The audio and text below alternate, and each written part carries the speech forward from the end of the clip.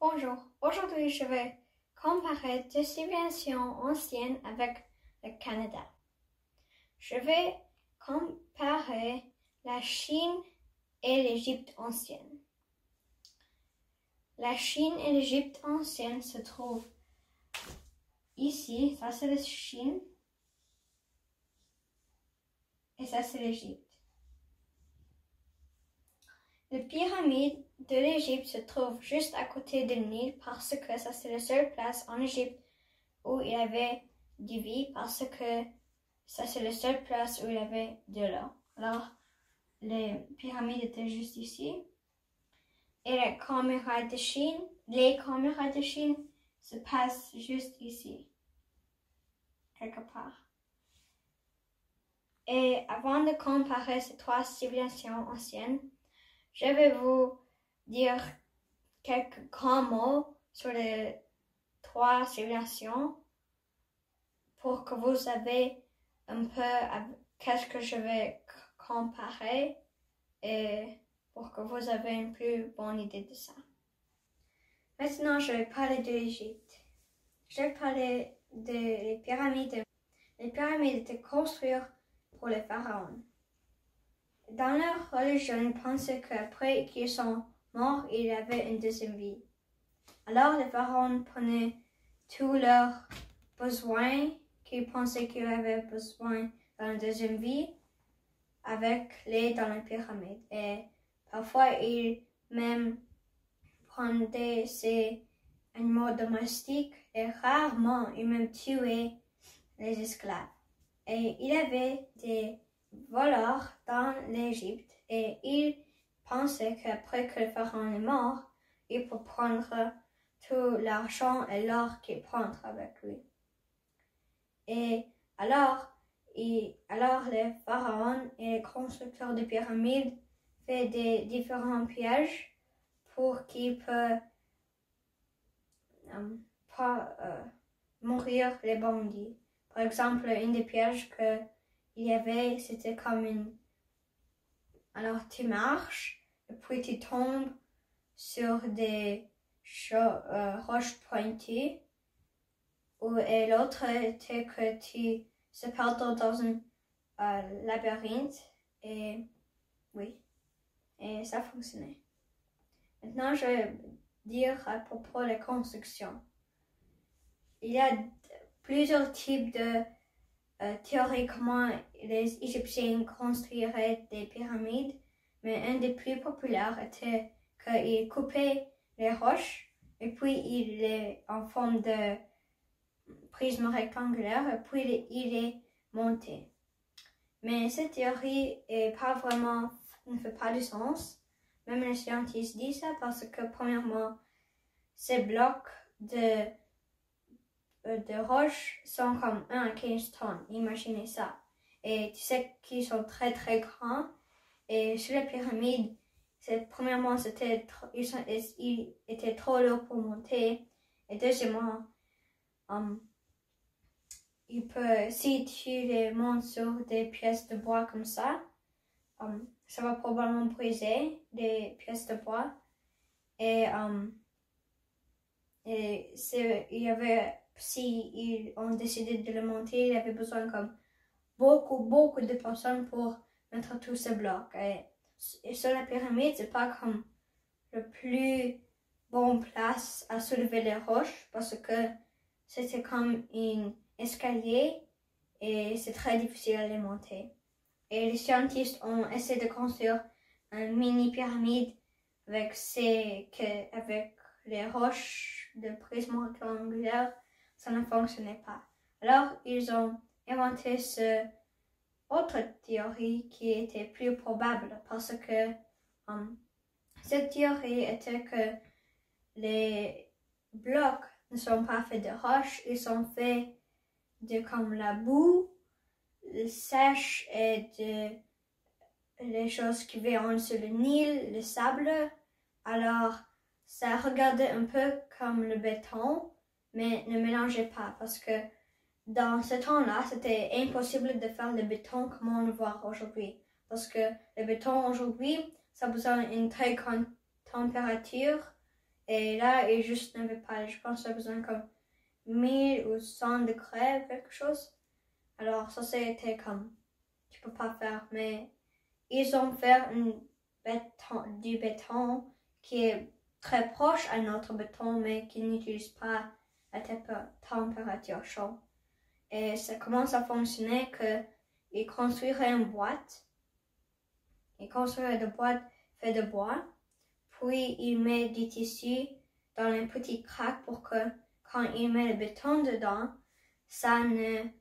le béton ne va pas dans un petit crack et ça va aller où ne va pas. Alors, ils mettent du tissu.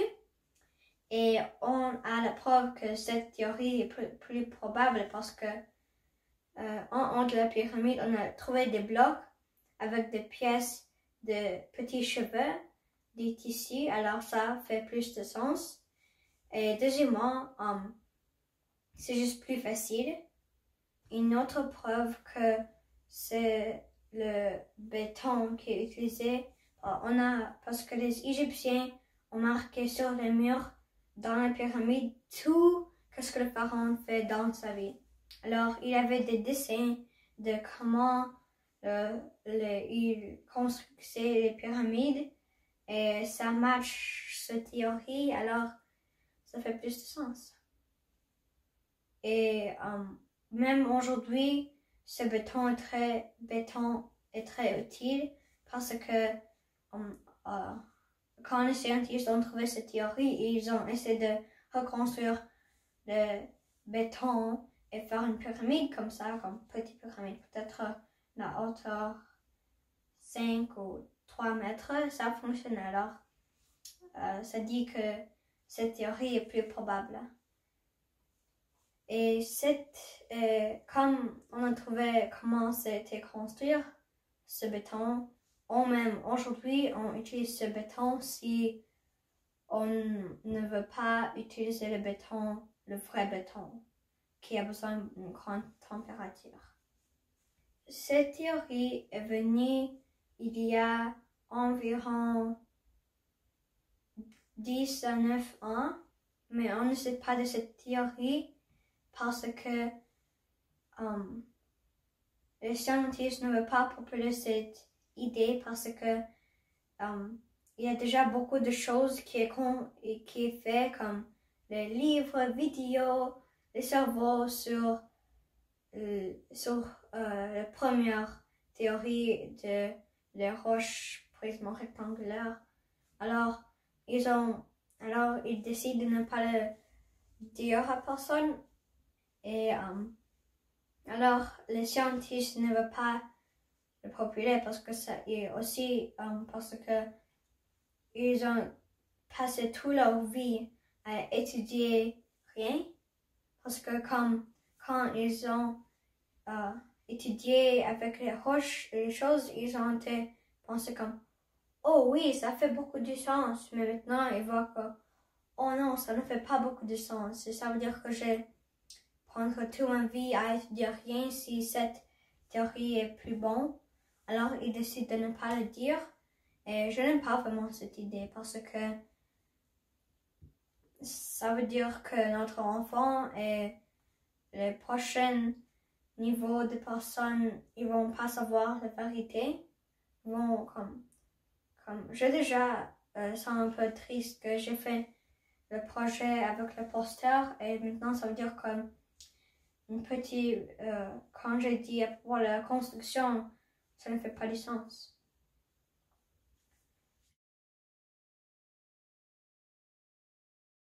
Maintenant, je vais parler de Chine. Je vais parler de les grands murailles de Chine. Oui, je veux dire les grands murailles de Chine. Parce qu'il n'y a pas un mur de Chine, mais il y a, je pense, 16 murs de Chine. Alors, c'est proprement de dire les et pas là. En Chine, la mur était là pour protéger la Chine des envahisseurs du Nord. Et en Chine, on ne dit pas les grands murailles de Chine ou la grande muraille de Chine, on dit la mur qui jamais arrête. Et ça c'est comment on l'appelle. Et le mur est, dans certaines parties, le mur est fait de paille et boue et dans certaines parties c'est fait de roches et briques. La partie où c'est fait de roches et de briques, c'est le plus stable partie. Et dans certaines parties, tu peux trouver même des petites maisons pour que l'armée peut vivre dedans. La plupart du temps, la mur était comme 8 à 10 mètres haut. Et quand une partie de la mur voit les envahisseurs, pour transporter le signal qu'il y a des envahisseurs, il fait un feu ou soulever une flag pour que un autre bâtiment 1 kilomètre de là pour voir ça, faire le même signal à un autre et puis jusqu'à les villages et il essaie de préparer pour batailler ou de se rescuer. Dans la période de Ming, la mur était inutile parce que les envahisseurs ont allé sur l'autre côté de la mur et ils ont comme attaqué tout ce que c'est à l'autre en Chine. Et de cette période-là, les murailles de Chine sont inutiles. Et quand ils construiraient les murs, parfois les personnes mouraient et parce que c'était pendant la construction, ils mettaient ces personnes dans la mur. Alors, dans certaines parties, les scientifiques ont fait un trou et ils ont fait une photo de les squelettes qu'ils ont trouvés dans la mur. Alors, avant de comparer Chine, Égypte et le Canada, je dois vous dire qu'est-ce que je vais parler avec le Canada. Je vais parler la tour Cheyenne et je vais vous dire quelques mots sur la tour Cheyenne. La tour Cheyenne la construction de la tour Cheyenne a commencé en 1963 et terminée en 1976. Les personnes qui construiraient la tour Cheyenne ont travaillé 24 heures par jour et 5 jours de la semaine. Et les personnes ne peuvent pas travailler 24 heures, alors il y avait, je pense, une personne 12 heures, une autre personne venait pour les autres 12 heures, alors chaque 24 heures, il y avait, alors pendant 5 jours, la tour Cheyenne était toujours en train d'être construite. Maintenant, dans la tour Cheyenne, il y a un restaurant qui tourne dans la tour Cheyenne, alors et ça prend 72 minutes pour faire un tour. Alors, si tu manges un dîner là pour 72 minutes, tu vas avoir la chance de regarder 30 heures de chaque angle. Aussi, il y a dans la tour Cheyenne l'une des plus hauts planchers de verre dans le monde, mais maintenant. Et ça, c'est l'une des plus grandes attractions dans la tour Cheyenne. Alors, le plancher fait de verre a été construit en 1999 et 2 fois par l'année, les personnes qui, avec la tour Cheyenne, ils ouvrent les escaliers 2 fois par l'année et les personnes peuvent monter la tour Cheyenne avec les escaliers. Ça va être très difficile parce que il y a environ 2579 escaliers et ça peut prendre 3 à 50, 40 ou 15 minutes à le monter. Et la tour Cheyenne est presque tout droit. c'est pas le plus haut partie de la tour Cheyenne, est juste 3 cm par droit. Et la tour Cheyenne est construite avec le béton et le métal. Alors, ils mettaient des pièces de métal, comme des lignes de métal, et puis ils le couvraient avec le béton, et comme ça, la tour Cheyenne est très stable. Et aussi, comme la tour Cheyenne est une très haute construction, ça va être frappé avec le foudre. Alors, les personnes qui ont construit la tour Cheyenne savaient ça, alors ils fait une antenne très spéciale qui va attraper le foudre et alors avec ça, la tour Cheyenne est frappée avec le foudre 75 fois par l'année. Maintenant, je vais comparer les 3 civilisations. La chose qui était très différente entre ces 3 civilisations était que chaque structure avait une raison différente d'être là. Par exemple, la pyramide était comme une grande tombe et la tour Cheyenne était pour attraper le foudre et de transporter les signaux de les différentes divisions. Et les murailles de Chine étaient pour protéger les envahisseurs du Nord. Alors, chaque avait une raison différente d'être là. Maintenant, je vais parler de les similarités. Alors, la similarité était que la tour Cheyenne était construite avec le béton et on sait que la pyramide était construite avec du béton, pas vrai du béton, mais comme quelque chose qui regarde comme là. Et aussi, la similarité entre la pyramide et le mur était que les deux ont utilisé les blocs. Alors, dans la pyramide, ils mettaient les blocs avec la boue et les boîtes. Et la mur a fait une chose similaire. Elle a fait comme première, les personnes ont juste formé des briques avec ce qu'ils avaient comme la boue et puis ils les mettaient ensemble. Alors, c'était assez proche. Et la similarité entre le mur et la pyramide est que les deux n'étaient pas juste une structure. Alors, comme il y avait plusieurs pyramides, il y avait plusieurs murs. Pas comme la tour Cheyenne qui est la seule tour Cheyenne dans le monde.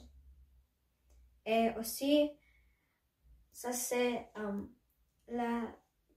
les murs avaient le plus de personnes mortes que la tour Cheyenne et les pyramides. Alors ça c'est un peu la différence entre la mur et les pyramides, etc.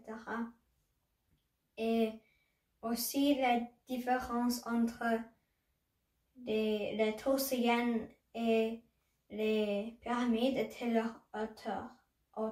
Alors la pyramide de ces 3 était le plus haut, c'était 553 mètres hauteur et la pyramide était 149, je pense, mètres haut et la mur était comme 8-9 mètres haut. Alors, ça c'est la différence et la mur était 21 000 km de longueur et les pyramides étaient comme 253 mètres de longueur et de largeur. Et ça, c'est les différences et les similarités de ces 3 civilisations.